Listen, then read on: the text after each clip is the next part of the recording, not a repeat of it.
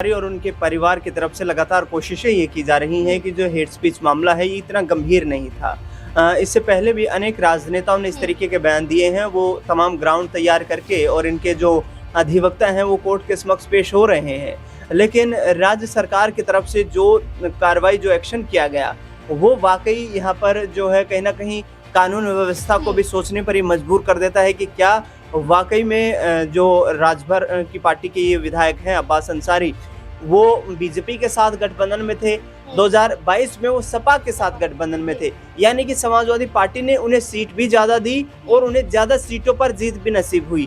BJP के पास वो रहकर उतने कंफर्टेबल नहीं नजर आ रहे थे। क्या अब्बास अंसारी को बचाने के लिए आगे आएंगे ओम प्रकाश राजभर?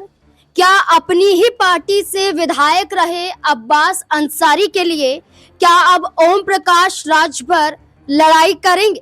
दरअसल आज दूसरे दिन भी अब्बास अंसारी की हेट स्पीच मामले के बाद विधायक के जाने पर सुनवाई हो रही है। जहां 26 जून को सुनवाई हुई जिसे टाल दिया गया, आज फिर मऊ सेशन कोर्ट में सुनवाई हो रही है। ऐसे में अब्बास अंसारी की विधायकी वापस आएगी या फिर नहीं, एक बड़ा सवाल बन जाता है। बात करें कि यहाँ साफ तौर पर कहा जा रहा है कि अब्बास अंसारी को राहत मिलेगी या बरकरार रहेगी सजा, आज मऊ कोर्ट से आ सकता है बड़ा फैसला।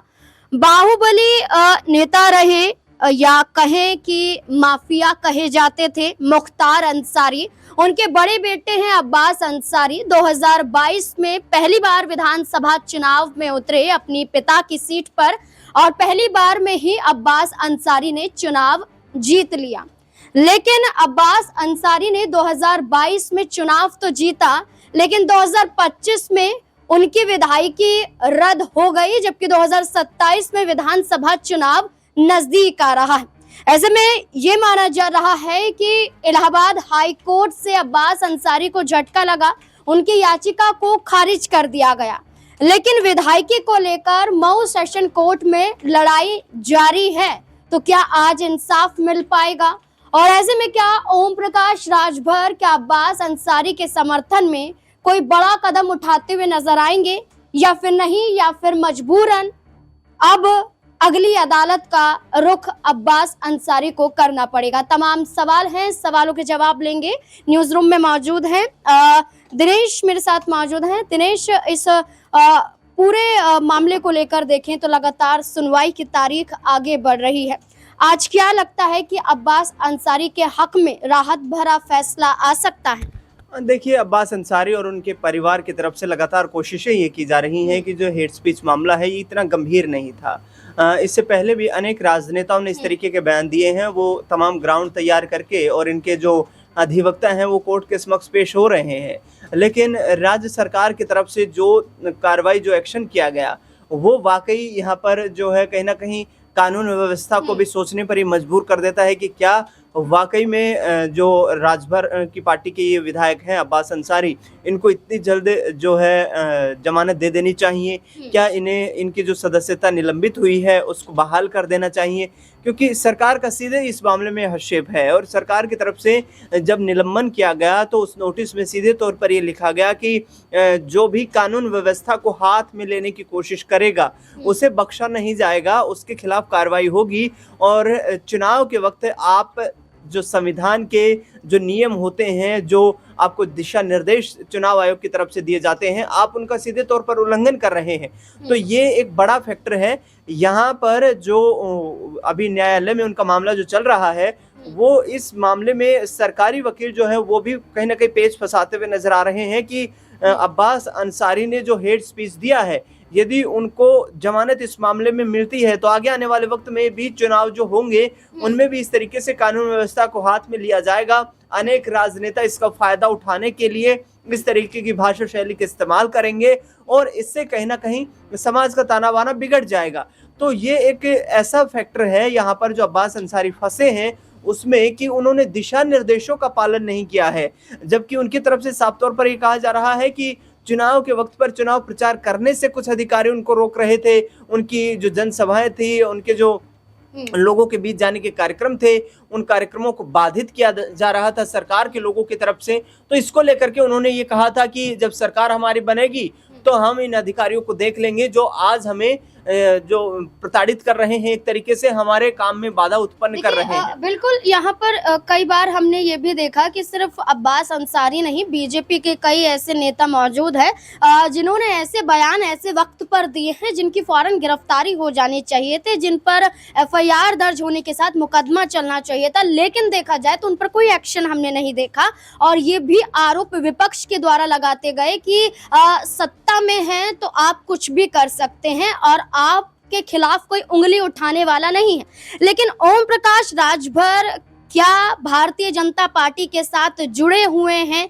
क्या यही उनके लिए अब मुश्किल खड़ा करता हुआ नजर आ रहा है? क्योंकि 2022 की बात करें तो 10 से ज्यादा सीटों पर इन्होंने चुनाव लड़ा था इनकी पार्टी ने, और समाजवादी पार्टी के राष्ट्रीय अध्यक्ष अखिलेश यादव ने भरोसा जताकर ये सीटें दी थी और लगभग 6 सीटें यहाँ पर उन्होंने जीती। लेकिन आज देखा जाए तो ओम प्रकाश राजभर भारतीय जनता पार्टी के साथ तो हैं, लेकिन नाखुश इस आधार पर नजर आ रहे हैं क्योंकि उन्हें दबाव बनाना पड़ता है। तो बेहतर किस गठबंधन में वो दिखाई दिए थे और क्या अब्बास अंसारी के लिए वो कदम उठाते हुए नजर आएंगे कि राहत मिले? देखिए, यहाँ पर मैं जानकारी थोड़ी सी दुरुस्त कर दूं। उनकी पार्टी ने 17 सीटों पर विधानसभा का चुनाव लड़ा था, उसमें से 6 सीटों पर उनकी पार्टी को जीत मिली थी। 2017 का जो विधानसभा चुनाव था वो चुनाव उनकी पार्टी ने 14 सीटों पर लड़ा था, जिसमें 4 सीटों पर उन्हें जीत नसीब हुई। इन दोनों चीजों में, दो चुनाव में यहाँ पर अंतर ये नजर आता है कि 2017 में वो बीजेपी के साथ गठबंधन में थे, 2022 में वो सपा के साथ गठबंधन में थे। यानी कि समाजवादी पार्टी ने उन्हें सीट भी ज्यादा दी और उन्हें ज्यादा सीटों पर जीत भी नसीब हुई। बीजेपी के पास वो रहकर उतने कंफर्टेबल नहीं नजर आ रहे थे, क्योंकि उस दौरान जो है उनके महज 4 विधायक थे। बार बार उनकी मांग ये रही थी कि हमें मंत्री बनाया जाए, लेकिन उस कार्यकाल के दौरान बीजेपी ने उन्हें मंत्री नहीं बनाया था। इसी चक्कर में छोड़ करके समाजवादी पार्टी के साथ गठबंधन करने को लेकर गए थे। अब दूसरी बात यहाँ पर मैं आपको बताऊं, आपने कहा कि क्या वो बीजेपी के साथ मिले हुए हैं, तो जरूर एनडीए के घटक दलों में शामिल हैं।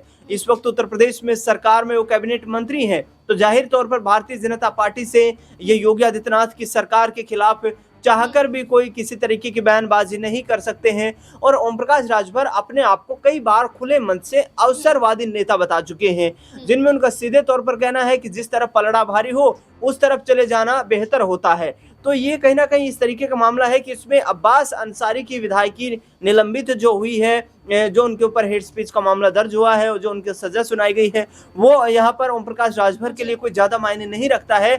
बल्कि लगातार वो ये कहते हुए नजर आ रहे हैं कि कानून को हाथ में लेना किसी के लिए भी सही नहीं है। कानून को यदि कोई हाथ में लेगा तो उनके खिलाफ कड़ी कार्रवाई होगी। तो ये इस तरीके का मामला है। मुझे नहीं लगता कि इस पूरे मामले को लेकर ओम प्रकाश राजभर कुछ ज्यादा गंभीरता दिखाएंगे अब्बास अंसारी। मैं बात करूं तो यहाँ पर उन्होंने खुद ही ये कहा था कि सुभाषपा की पार्टी से विधायक थे अब्बास अंसारी, उनके जाने के बाद सुभाषपा का ही हक है कि वो उम्मीदवार उतारे, लेकिन बीजेपी के जरिए कहा जाता है कि वो उम्मीदवार उतारेंगे। और ओम प्रकाश राजभर की बात करें या सिर्फ अब्बास अंसारी की बात करें तो इस सीट पर सिर्फ ये कहा जाता है कि अंसारी परिवार का दबदबा रहा है। तो साफ तौर पर नजर आता है कि ओम प्रकाश राजभर अगर अंसारी परिवार का साथ नहीं देंगे, अब्बास अंसारी का भी साथ नहीं देंगे, तो कहीं ना कहीं ये सीट भी अपने हाथों से गवा देंगे।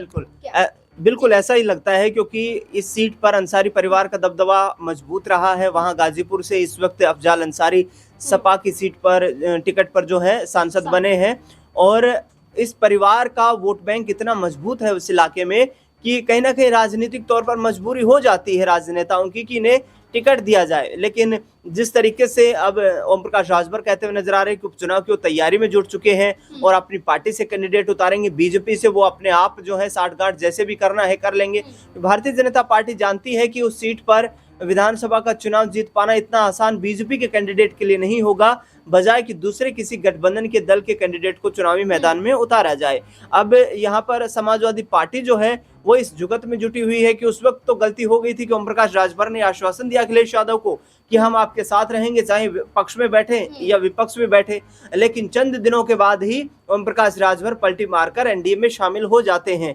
तो अखिलेश यादव को इस बात का मलाल था, वो इंतजार में थे, और अब वो वक्त आया है उनके लिए जब वो मऊ उपचुनाव में उतरेंगे, उनकी पार्टी चुनाव में उतरेगी और इस मजबूत सीट को अपने खेमे में करके 2027 में एक संदेश देना चाहेंगे कि वे सत्ता का तख्ता पलट करने की तैयारी कर चुके हैं। समाजवादी पार्टी ने लोकसभा चुनाव में जो आंकड़े दिखाए थे, जो जिस तरीके से जीत दर्ज की थी, उसी जीत को कंटिन्यू वो विधानसभा में भी करना चाहते हैं। देखिए बिल्कुल, अब आज तो फैसला होगा, लेकिन क्या आज के फैसले में भी तारीख आगे बढ़ा दी जाएगी? और अब्बास अंसारी के बाद इस सीट पर होने वाले उपचुनावों को लेकर भी चर्चा है कि फैसले के बाद ही तय होगा कि उपचुनाव होना है या फिर नहीं। और उपचुनाव की स्थिति बनती है तो सुभाषपा प्रमुख ओम प्रकाश राजभर क्या अपनी पार्टी से कोई उम्मीदवार उतारेंगे, अपने बेटे को आगे करेंगे, या भारतीय जनता पार्टी के जरिए किसी मुस्लिम चेहरे को उतारा जाएगा, या खुद अंसारी परिवार का साथ अब ओम प्रकाश राजभर को देना पड़ेगा अगर इस सीट को दोबारा से अपने कब्जे में करनी है? तो अब देखना होगा कि आखिरकार क्या फैसला निकलकर सामने आता है। इस पूरे मुद्दे को लेकर आपको क्या लगता है? अपनी राय कमेंट सेक्शन में जरूर दें। देखते रहें SPN9 न्यूज़। धन्यवाद।